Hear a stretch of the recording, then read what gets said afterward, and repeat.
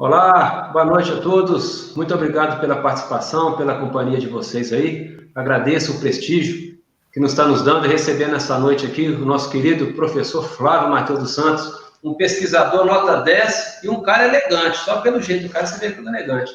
E hoje, na nossa live resenha, nós iremos conversar um pouco sobre esse livro aqui, que é uma pesquisa super, hiper maravilhosa, que é A República do Silêncio, que trata o período que Manhuaçu foi um país. Mas antes de começar a falar sobre o livro, eu sou o professor Valber, né? Você já me conhece, eu vou pedir ao professor Flávio Matheus que se apresente, por favor. Olá, pessoal, uma boa noite a todos, sejam bem-vindos à nossa live. Eu sou o professor Flávio Matheus dos Santos, eu sou natural de Realeza, né? Eu cresci em Realeza e é até suspeito, né? Eu estar falando sobre Manhuaçu, que é a minha terra, né? Nasci em Manhuaçu, cresci toda a minha vida em Realeza e me apaixonei pela história. Sou um historiador, me apaixonei pela história e atualmente sou residente em Caratinga, onde eu estudei, fiz a minha faculdade, minha pós-graduação. Fiz um curso de mestrado em História na Universidade Severino Sombra, em Vassouras, onde eu concluí o meu trabalho sobre a República do Manhuaçu, que se transformou no trabalho que nós vamos discutir aqui hoje, que se chama A República do Silêncio. E eu quero, de antemão, agradecer ao meu amigo Valber por essa oportunidade de estar aqui compartilhando um pouco da minha história com vocês. Ô Flávio Matheus, vamos começar então, como diria o ditado, é começar pelo começo. E o começo é por que a República do Silêncio? Por que o seu trabalho ganhou esse nome? Muito boa pergunta, Val. Todo mundo fala sobre isso comigo. Todo mundo me pergunta, Flávio, por que República do Silêncio?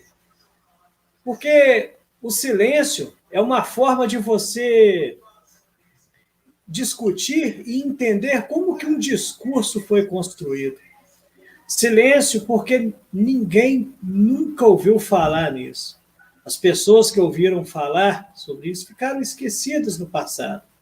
Então, durante muitos longos anos, fez-se um silêncio muito grande. E eu acredito que estudar o silêncio é uma das formas que você encontra para entender como que os discursos são construídos. As vozes que não são ditas são, às vezes, muito mais importantes do que aquelas que são vociferadas, que são berradas a todo instante. A gente tem aí uma frase célebre, não é? Que pior do que o grito dos maus é o silêncio dos bons. Então, estudar o silêncio fez com que eu me debruçasse sobre isso e trouxesse luz a um passado que ficou escondido durante mais de 120 anos. Flávio, e como que essa história toda começou? Quem que enredou isso? Quem que começou a trabalhar essa questão da República do Silêncio, né, que foi a luta para que Manhuaçu se tornasse um país? Quem que começou isso? Como que isso começou? De onde que vem essa história? Não só a do livro, mas a história real. De onde tudo isso surgiu? Olha que interessante. Essa é uma pergunta que eu tenho que me cercar, às vezes, de várias circunstâncias. Existe a questão histórica, da própria história da República do Manhuaçu, e existe até um histórico meu, enquanto pessoa, enquanto pesquisador, que me debrucei sobre esse tema. A primeira parte, né, como que surge essa situação, essa República do Manhuaçu? Para poder escrever esse trabalho, eu tive uma dificuldade muito grande de fazer um recorte temporal e espacial. Como você mesmo colocou aí, não é, no mapa, eu tive que mapear a região toda, desde a época da fundação do município de Manhuaçu, para entender se as condições geográficas, políticas, econômicas, culturais, sociais, elas permitiriam a ocorrência de um fenômeno dessa envergadura naquela região. Então, eu tive que levantar muitos dados, elaborar mapas. Meu livro, por exemplo, ele tem vários mapas que eu tive que desenvolver com a ajuda de uma cartógrafa da PUC, que me auxiliou no mapeamento. Inclusive plantas cadastrais da própria cidade de Manhuaçu que foram desenvolvidas ao longo desse estudo. Então, foi um trabalho muito árduo. A segunda parte, não é, dessa resposta eu me baseio um pouco na minha vida, porque eu cresci ali naquela região. E todo mundo falava, olha, Manhuaçu já foi república, mas só que ninguém nunca deu atenção para esse tema. Então, quando eu comecei a fazer faculdade de História, eu comecei a levantar esses dados, levantar essa história, para poder oferecer isso para as pessoas. E, para mim, foi assim, um galanteio muito grande, não só para mim enquanto historiador, mas principalmente para a cidade de Manhuaçu, né? Recuperar para a história todo esse passado. Isso, para mim, foi assim, uma dádiva de mais de 15 anos de estudo. Ô, Flávio, esse Sim. mapa que nós estamos vendo na tela aí tem um recorte da região, né, de Manhuaçu, e dentro desse recorte tem uma partezinha verdezinha, né? Mostra o que significa para nós aí o traçado vermelho e esse traçado verde. Muito interessante. Aí a gente vê o mapa do estado de Minas Gerais, não é? Que é o mapa maior, que é o mapa do estado de Minas Gerais. Essa parte de vermelho aí era o município de Manhuaçu em 1877, quando o município de Manhuaçu foi fundado, não é? Então, você percebe que Manhuaçu fazia divisa com o estado do Espírito Santo, e é uma região muito grande. Né? As medidas que nós fizemos foram via satélite, e elas datam de 18.142 quilômetros quadrados. E essa partezinha de verde é o atual município do Manhuaçu, não é? Correspondente ao atual município de Manhuaçu. Aí você já consegue entender o tanto de extensão de terra, o tanto de município que emancipou dessa região. E como que essa obra é importante para levantar os dados sobre essa região. Assim, inclusive, Caratinga emancipou de Manhuaçu, né? Exatamente. Nesse mapa, essa parte de vermelha, está inserido o município de Manhuaçu, o município de Caratinga e o município de Ipanema, que naquela época que eram dois municípios imensos, né? Ipanema e o município de Caratinga, que pertenciam a Manhuaçu nesse período. Esse segundo mapa é o mapa das sedes, né? Onde que Manhuaçu surge, lá no município de Aimorés, foi a primeira sede. Depois foi Arraial de São Simão, que é o atual município de Simonésia. E depois, não é, o Arraial de São Lourenço do Manhuaçu, não é? Tem até a matriz de São Lourenço do Manhuaçu, e onde é o atual município de Manhuaçu. Foi um trabalho muito árduo levantar esses dados, não é? Como você percebe. Eu tive que ir em vários municípios. Quem que liderou esse movimento? Quem e por que esse movimento de independência de Manhuaçu aconteceu? Quem foi o líder e por que ele aconteceu? Porque ele deu certo durante um período, mesmo que seja curto, mas ele deu certo. Por quê? Né? Quem liderou e por que liderou? Para a gente entender um pouco da história do município de Manhuaçu, a gente tem que entender o histórico dos prefeitos que habitavam aquela região e toda a história política. E dentro do livro, né, no transcorrer da história, eu vou contando um pouco disso. Mas o principal líder que fomentou aí a revolta conhecida como a República do Manhuaçu foi o coronel Serafim Tiburcio. Não é? É o grande protagonista da nossa trama histórica, foi o coronel Serafim Tiburcio, que fundou a República do Manhuaçu durante 22 dias. Esse fato histórico, ele tem assim, uma envergadura histórica fantástica, porque ele corrobora com todos os acontecimentos históricos dentro da história do Brasil. Você pega aí, por exemplo, a Guerra de Canudos, não é? Que é um movimento contemporâneo da República do Manhuaçu. Então, é um capítulo imenso da história do Brasil que é devolvida para a nossa história dentro deste livro. É mais uma página que a gente recupera para a história. E foi um movimento fantástico, onde um coronel ele queria fundar uma república porque ele não aceitava as decisões políticas do Brasil naquele período. As eleições foram fraudadas e, como forma de reconhecimento político, ele resolveu separar o município do país, não é? E aí fundou a sua efêmera República Manhuaçu. Ô, professor Flávio, Por que ele não conseguiu, na sua percepção, onde que foi o detalhe?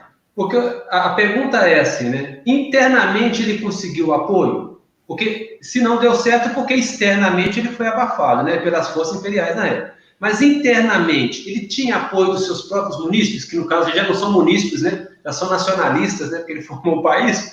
Ele tinha um apoio interno? Uma pergunta muito interessante, meu amigo Valber. Veja que coisa fantástica. Os políticos do passado são muito diferentes dos políticos do presente. E naquela época, eles tentavam no diálogo. Não dava certo, então eles resolviam era na bala mesmo. A gente tem sangue de coronel, não é? E, inclusive, eu sou descendente do coronel João do Calhau. Eu fiz essa descoberta durante o meu trabalho, né?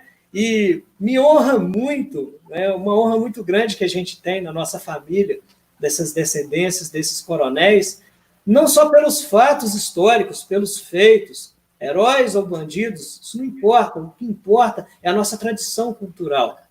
E para poder responder a sua pergunta, é um dado muito interessante, né, de o que contribuiu, por que deu certo, por que não deu certo essa república.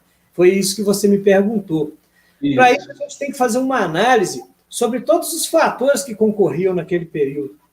O tamanho da região, a gente percebe que era uma região muito grande, não é? O município ele era grande, as dificuldades de se chegar até aqui no município, do Estado, do governo, a falta de comunicação de várias regiões daquela, não é, da localidade, foram fatores que foram contribuindo para isso. O poder político local, a política coronelística, vários fatores foram contribuindo para esse acontecimento. Até a própria moeda, né, que eles instauraram lá dentro do município, na época, para poder fundar essa república independente do Brasil. Então, foram muitos fatores que foram contribuindo para a formação desse município. E nomes de cidades também, como, por exemplo, Reduto, não é? Tem um município de Reduto. A palavra reduto significa alojamento de tropas. Não é? Foram exatamente onde as tropas do Exército ficaram alojadas para enfrentar o coronel Serafim Tiburcio. Então, a gente começa a perceber que as cidades elas vão sendo batizadas com esses nomes, elas vão sendo batizadas com essas situações, não é? Onde um coronel de um município enfrenta o exército, enfrenta o governo inteiro. E, pelo fato dele, não é, de não haver propriamente um confronto efetivo das tropas, esse fato ficou ocultado na história. E graças a Deus, né, é um trabalho árduo e eu consegui recuperar boa parte dele. Professor, duas coisinhas aí que eu vou pegar o gancho. Primeiro, você falou da moeda, mas daqui a pouco nós vamos ver a imagem dela, aí eu vou te fazer uma pergunta relacionada ao Boró, né, que era o nome da moeda. Agora, tem uma pergunta aí, ó, que uma das pessoas que estão nos seguindo pelas redes sociais deixou, né? No livro, temos o registro da ligação entre o Coronel Tiburcio e o Barão de Itaperuna, que o Barão de Itaperuna é daqui de Santo Antônio do Manhuaçu, né? Exatamente. Existe essa relação do coronel com o Barão? Ou isso é mentira, é fato, boato? Uma pergunta muito boa.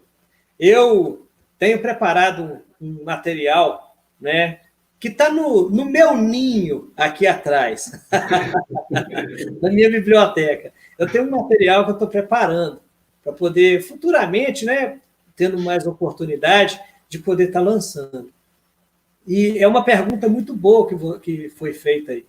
O coronel Serafim Tiburcio, não é, dentro do meu livro, desse material que eu produzi, eu ainda não coloquei nenhuma ligação dele com o Barão de Itaperuna, mas há.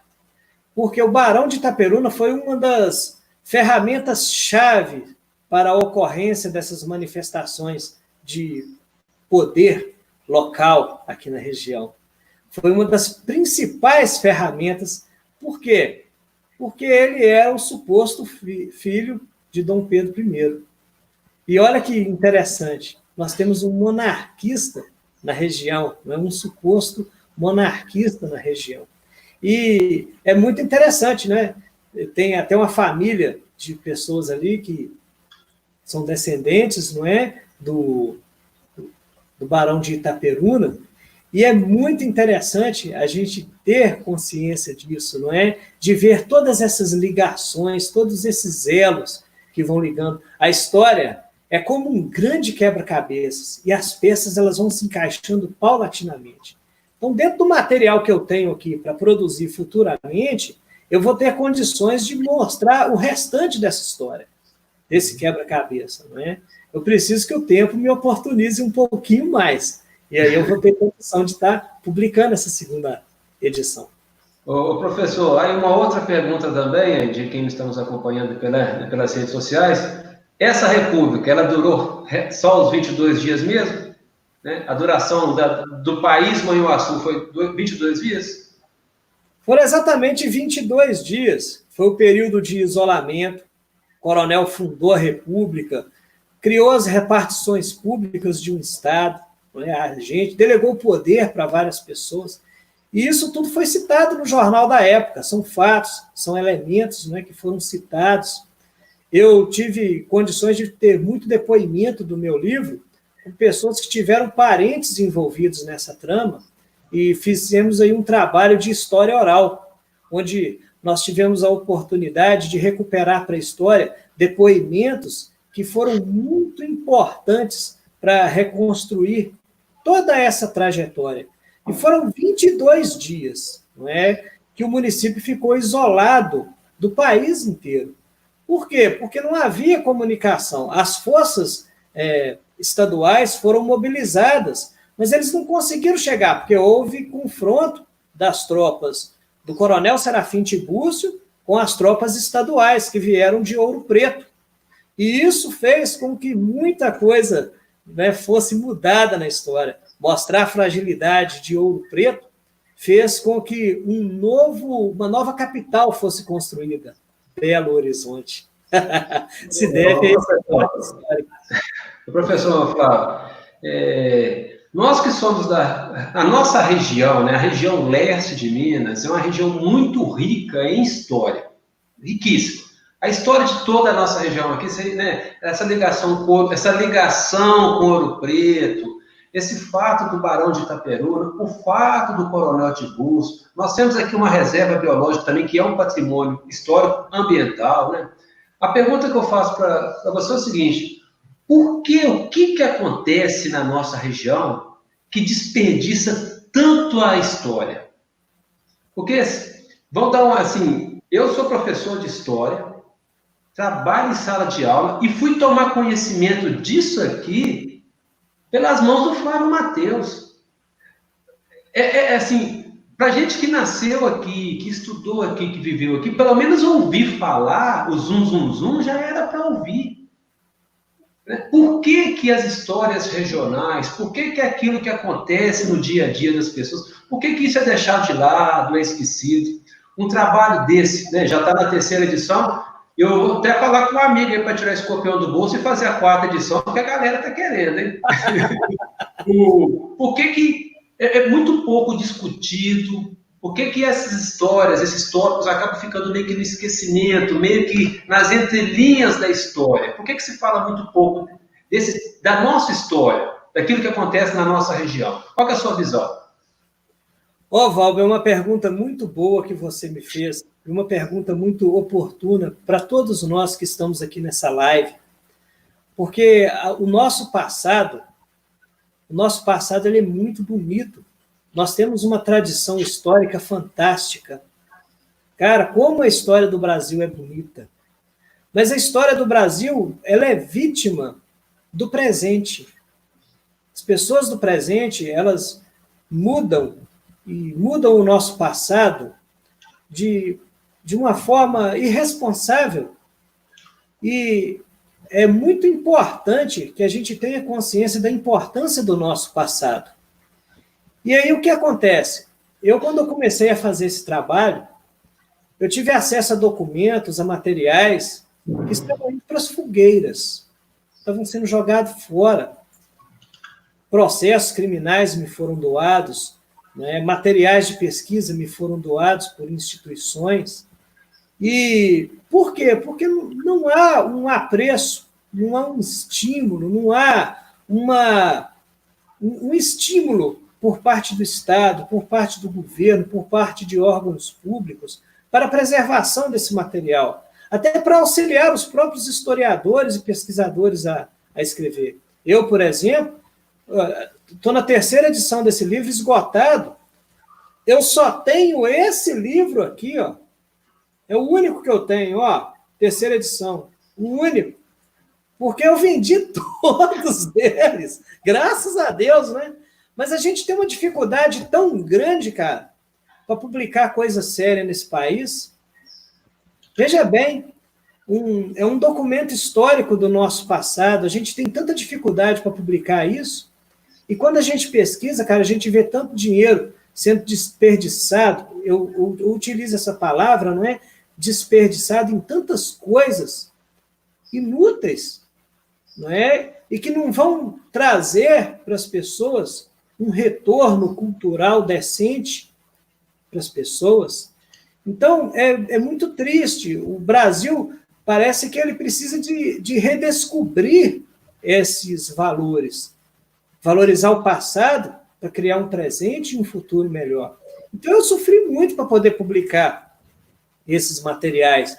Foi muita dificuldade de acesso à fonte, dificuldade de produção, dificuldade para poder lançar materiais. A gente tem muita dificuldade. Então, agora, por exemplo, estou juntando dinheiro aí para ver se eu lanço aí a 4ª edição, que tem centenas de pessoas cobrando, não é? E é triste as pessoas procurarem e, às vezes, você não tem para oferecer, não é? E os órgãos públicos, infelizmente, são muito poucos que dão apoio para a gente. Eles não procuram, não é? Professor, e fica aí. Uma outra observação. O nome coronel ou coronelismo no Brasil não é muito associado a coisas boas, né? Quem conhece um pouco da história sabe que a figura de um coronel não está ligado a uma questão da justiça social, de uma promoção social, de um desenvolvimento social. Tanto é que o período do coronelismo é um período marcado justamente por um comando de poucos sobre muitos. Existe diferença desse rótulo para o coronel Tiburcio, já que ele era um coronel? Olha que interessante. Um dos grandes historiadores brasileiros que debatem muito sobre o tema do coronelismo é o José Murilo de Carvalho. Eu cito muito ele no meu livro.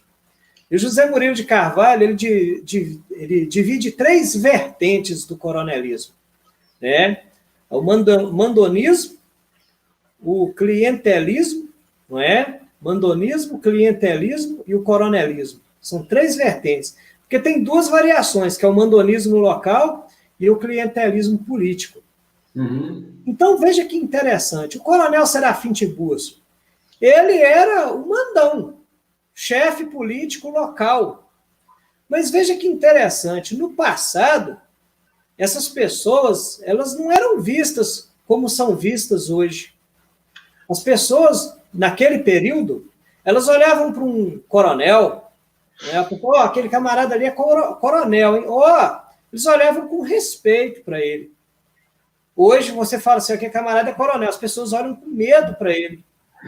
Então, veja que interessante. Isso depende da época, do período em que está sendo estudado, não é? Então, a gente chama esses nomes, né? A gente tem assim uma dicotomia que é criada para a gente poder entender, né, a pertinência de momento em que essas palavras são criadas. Ô, professor, Sim. Eu falei que nós iríamos voltar no assunto do boró, que é a moeda, e eu vou aproveitar 2 ganchos aí dessa vez. Quando você estava falando, eu estava selecionando a imagem para mostrar, né, para quem está nos assistindo, o que seria essa moeda boró. Então é o seguinte, eu vou pedir que você conte para a gente como que aconteceu para você conseguir ter acesso a esse material, porque eu estou sabendo que existe todo um enredo, toda uma história para conseguir dar autenticidade à moeda. Então, eu gostaria que você contasse também um pouco disso, né, que foi o papel do pesquisador. Por que essa moeda chama boró? Né? Porque até aparece lá, né, o O do Borogodó, né, professor? Olha, até rimou, né? Boró. Por que ela chama boró? E existe algum lugar que ainda é possível se ver, perceber essa moeda ainda? Falando ver no sentido de museu, né? ela existe ainda? Existe alguma cédula dela ainda guardada? Muito boa a sua pergunta, meu amigo. E veja que interessante, não é? A palavra boró, em tupi-guarani, significa peso, pesado, no dicionário tupi-guarani. E era o nome, o peso, era o nome utilizado por várias cédulas, por várias moedas dentro da América Latina, naquele período. Existiam várias nações que o nome, né, do dinheiro deles era peso.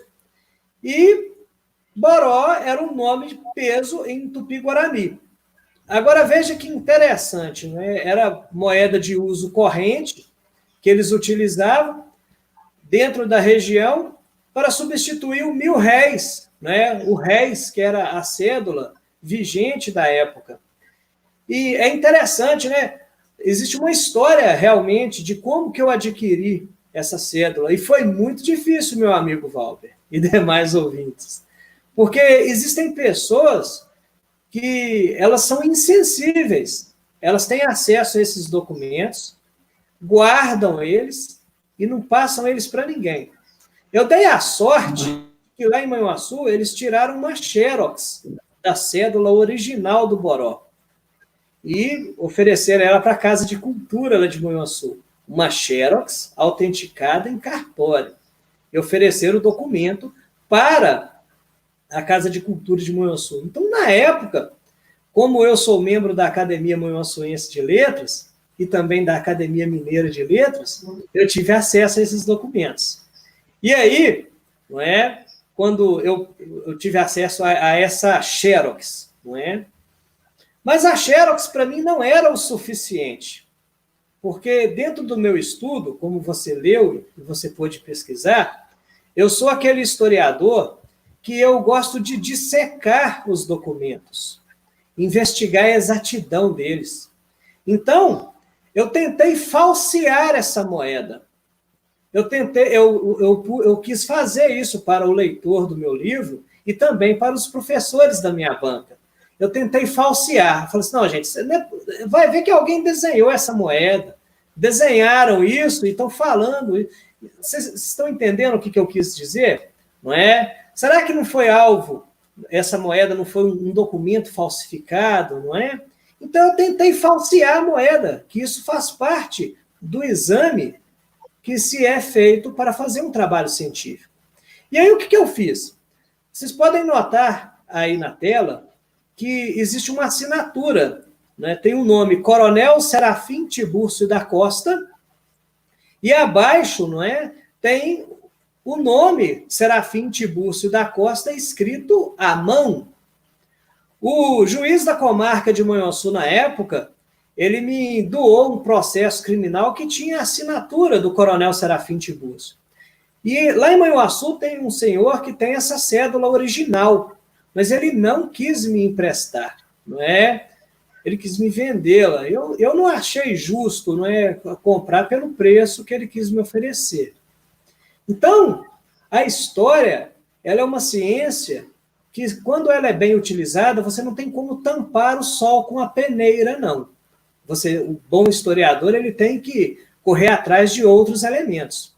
Então, como vocês percebem, tem uma assinatura, Serafim Tibúrcio da Costa, na cédula. Eu tive acesso a um processo criminal que tinha a assinatura do coronel. Peguei a xerox, com a assinatura, né, do Boró, com o processo criminal original, fui na delegacia da Polícia Civil e solicitei, né, ao Elis Marcelo, ele faleceu, né, que Deus o tenha, para fazer o laudo grafodocumentoscópico, a perícia da Polícia Civil em cima desse documento, para constatar a exatidão das assinaturas. E eles fizeram um documento que está na íntegra dentro do livro, não é? O laudo grafodocumentoscópico comprovando a exatidão do documento, que o documento não foi falsificado. Seria muito fácil trazer uma história dessa, não é, Valber? Ó, esse camarada, não é? Ele desenhou essa moeda aí, trouxe esse elemento, seria muito fácil, não é?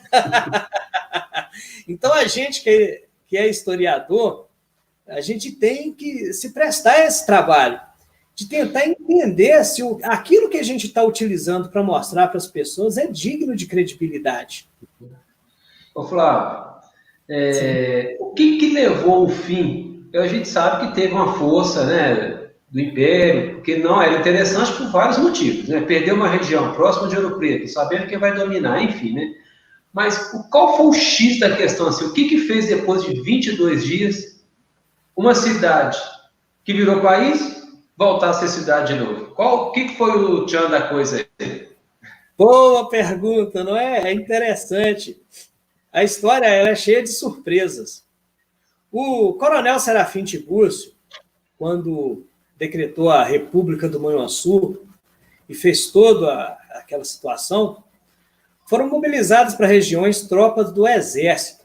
Vieram de trem, né, do Rio de Janeiro até Carangola, trouxeram até canhões e se instauraram em reduto, né, hoje tem o nome de reduto, né, alojamento de tropas. E é interessante, a gente vê os nomes das regiões surgindo, né, das cidades, dos vilarejos, do povoado, tem muita coisa semelhante com a história da República do Manhuaçu. E aí o que vai acontecer? O coronel Serafim Tiburcio não vai enfrentar as tropas do Exército. E ele vai fugir em direção ao estado do Espírito Santo.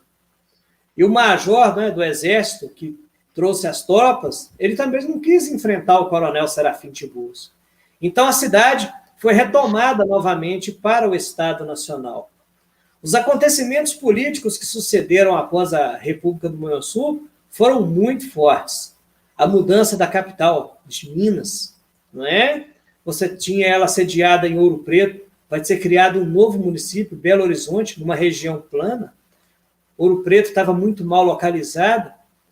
Então você vê uma nova estrutura sendo formada dentro do estado de Minas, o Partido Republicano Mineiro e depois o Partido Republicano Paulista. Você percebe o mapa do estado de Minas Gerais sendo todo alterado, essa força política, que era o coronel Serafim Tiburcio, indo para o estado do Espírito Santo, fundar uma outra república. É o material que eu estou preparando para o próximo, não é? Que foi também lá no estado do Espírito Santo. Ele fez a mesma situação no município de Afonso Cláudio.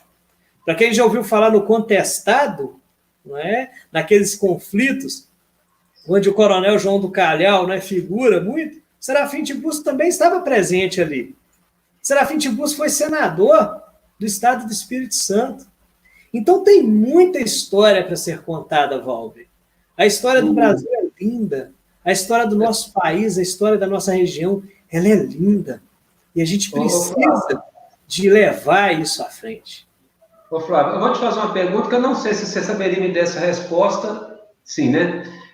A cidade de Manhuaçu, como que você saberia me dizer como que o cidadão, a própria cultura de Manhuaçu vê o coronel Tiburcio, ele é bem aceito lá ou não? Você saberia dar essa resposta? Como que ele é visto lá? Você saberia dizer? Boa pergunta. Ele é uma figura grata ou ele não é um filho ilustre, né? Ele é um filho ilustre ou não de Manhuaçu? Assim? Coronel Serafim Tiburcio, pelo menos na época, alguns anos atrás, ele foi muito homenageado lá. Há uns 10 anos atrás, né, aproximadamente, o coronel Serafim Tiburcio foi muito homenageado. Mas a memória é curta, não é? Existem aí bustos, né? Acho que tem um busto dele em frente à Casa de Cultura, lá em Manhuaçu, em homenagem ao coronel Serafim Tiburcio. E é um trabalho que eu fiz que deu muita repercussão para a cidade, não é? Teve muito festejo do coronel. Mas, atualmente, se você chegar lá em Manhuaçu, são poucas as pessoas que vão recordar da memória do coronel Serafim Tiburcio. Eu vejo isso com muita tristeza, porque o passado dá identidade para as pessoas, não é, Valber? O passado é uma das formas que a gente tem para construir a nossa identidade. E ele está sendo esquecido, ele está sendo apagado. Ô, Flávio, uma outra questão também. Esse episódio da República do Manhuaçu praticamente é concomitante ao momento que Caratinga também começa a se deslanchar contra o município, que foi pouco tempo atrás, né, de acordo com a data aí, que Caratinga vai se tornar emancipada de Manhuaçu. O episódio do Coronel Tiburcio, a República do Silêncio, de certa forma, respingou em Caratinga de algum jeito? Com certeza. Eu posso afirmar para você que, com certeza, teve muito resultado em Caratinga, em Ipanema, em toda a região, porque forças militares foram mobilizadas. A jagunçada toda foi mobilizada para poder trabalhar, não é? Em apoio aos políticos de Manhuaçu.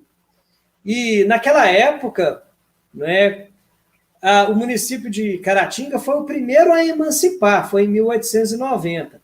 Depois, em 1911, foi o município de Ipanema. Mas, no momento da República, Ipanema pertencia a Manhuaçu. Interessante a gente perceber isso. No meu livro e nos materiais, eu vou elencando alguns mapas que mostram o momento da separação territorial, né, dos municípios, a criação desses municípios. Esses mapas são muito importantes, existem instituições reconhecidas, como o IBGE, que utilizam esses mapas para fazer estudos, não é? E esse material que foi produzido dentro da minha dissertação de mestrado, dentro desse livro, eles ajudam a ilustrar tudo isso, principalmente a participação dos coronéis dessa região, não é? Você tem aí o Joaquim José dos Santos Mestre, né, um dos fundadores aqui de Caratinga, que tinha uma ligação íntima. Eu tenho jornais da época, que eu menciono inclusive no livro A República do Silêncio, que falam da presença do coronel Serafim Tiburcio no município de Entre Folhas, que na época pertencia a Caratinga. E, o festejo, não é? Existe um recorte ali que fala do festejo que a população recebeu, o ilustre coronel Serafim Tiburcio da Costa, no município de Entre Folhas, né?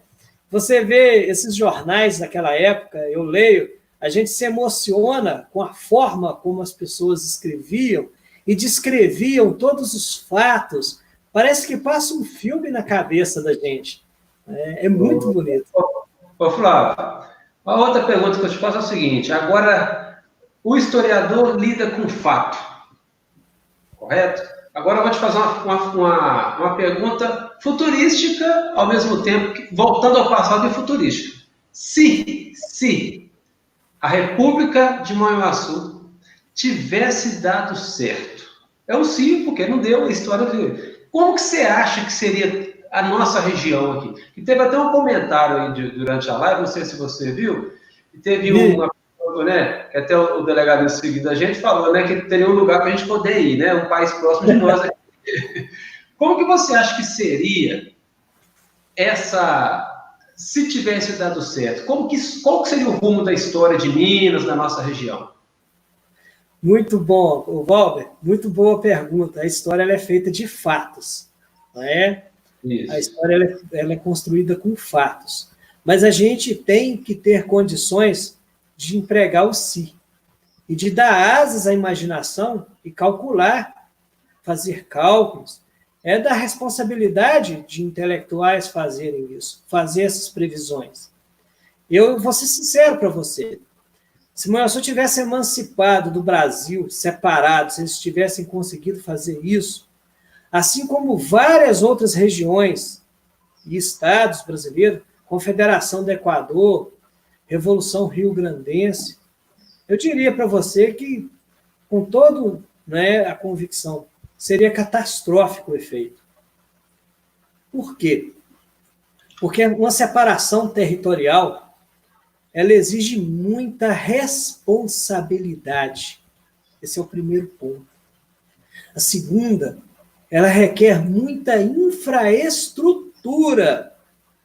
E até então, naquele período, apesar da infraestrutura estar sendo organizada, você tem o café como eixo motor, você tem uma economia, não é, sendo desenvolvida aos poucos, aquelas pessoas, elas não estavam devidamente preparadas para a execução desses fatos. Então, esses movimentos revolucionários, eles são muito perigosos. Por quê? Porque esse desmembramento territorial, ele pode oferecer consequências catastróficas para o futuro, para a população, para a região, para o comércio, para toda a estrutura regional. É só você olhar para o mapa da África e ver o que aconteceu com esses movimentos emancipatórios que foram ocorrendo, né? E isso que eu estou falando, isso gera muita opinião, gera muito artigo, tem muita gente que escreve, tem muita gente que debate, que se debruça sobre isso. Mas eu julgo que existe uma responsabilidade, uma consciência, que eu falo muito com os meus alunos.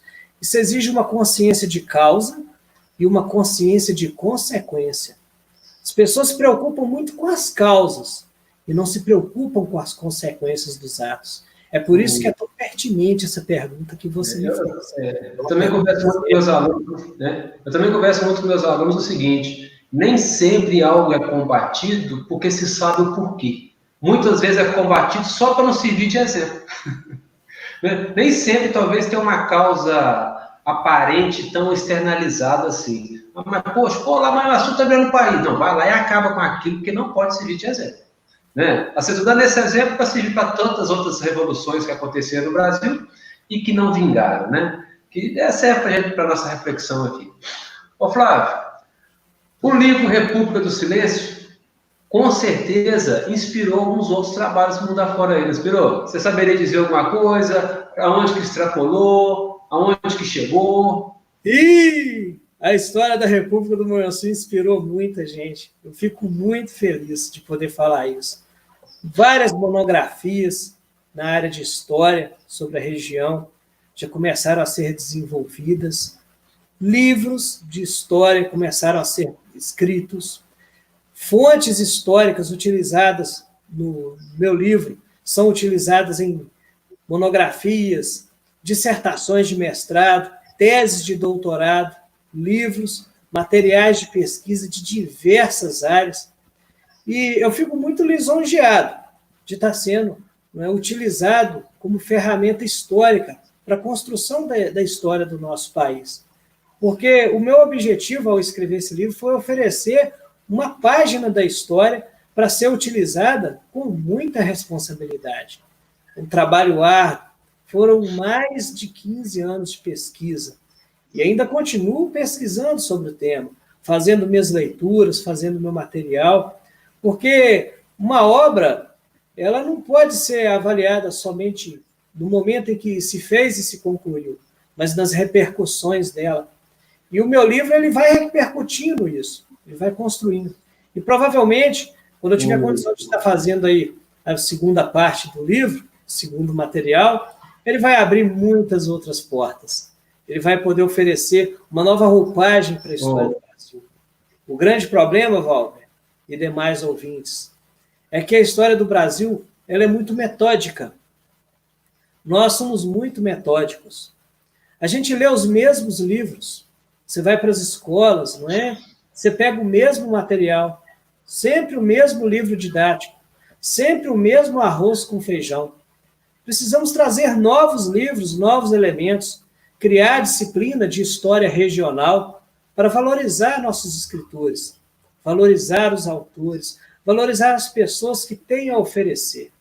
Eu acho que esse aí é o grande segredo, né, de se fazer uma história consciente. O professor Flávio, eu acho que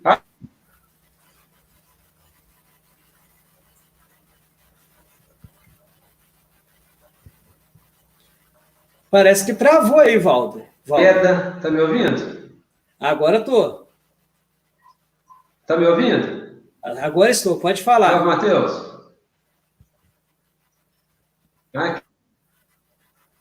Está picotando, Walter. Também, eu acho que você teve a oportunidade de ter né?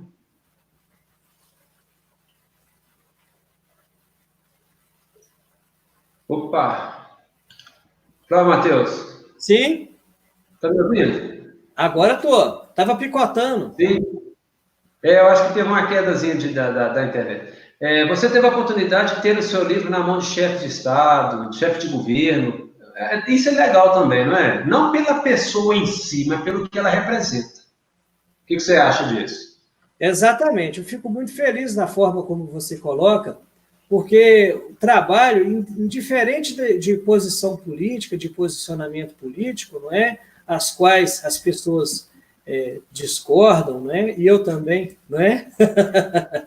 O importante é que o nosso livro, o nosso material de pesquisa esteja às mãos de todas as pessoas, direita, esquerda, chefes de Estado, de todas as vertentes, porque a história é conhecimento. Então, o conhecimento ele tem que estar às mãos de todas as pessoas.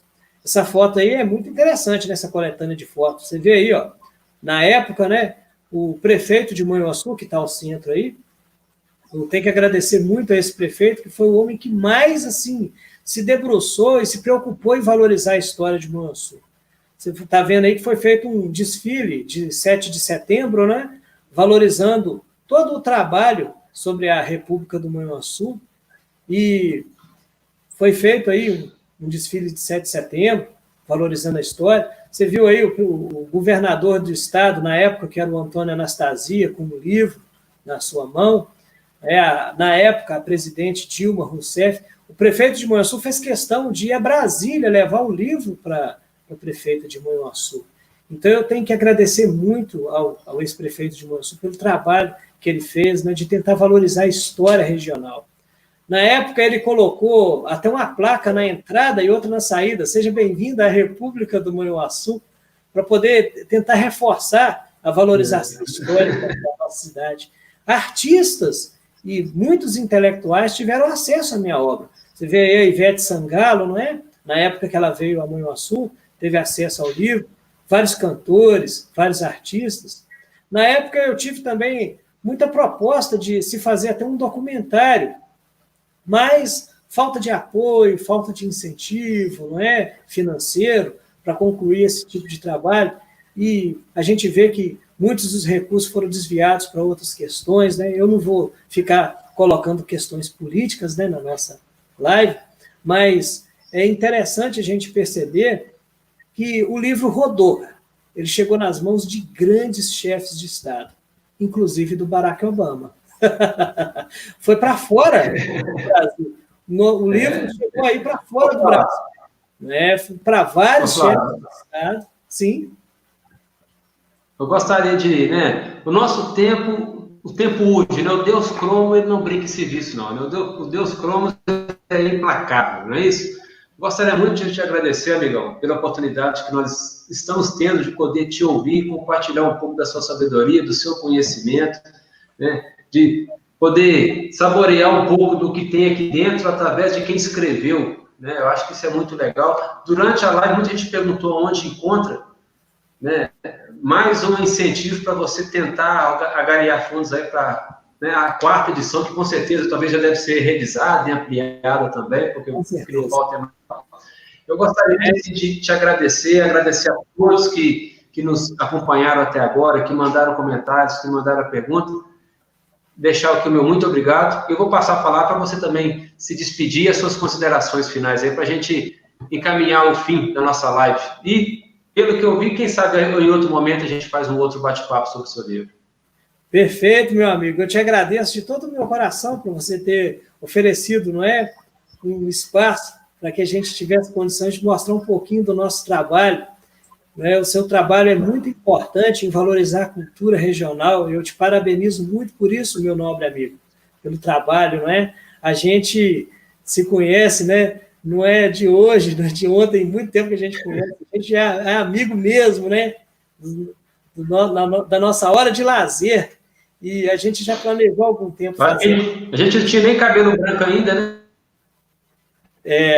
A gente já tinha planejado fazer isso, né? Já há algum tempo.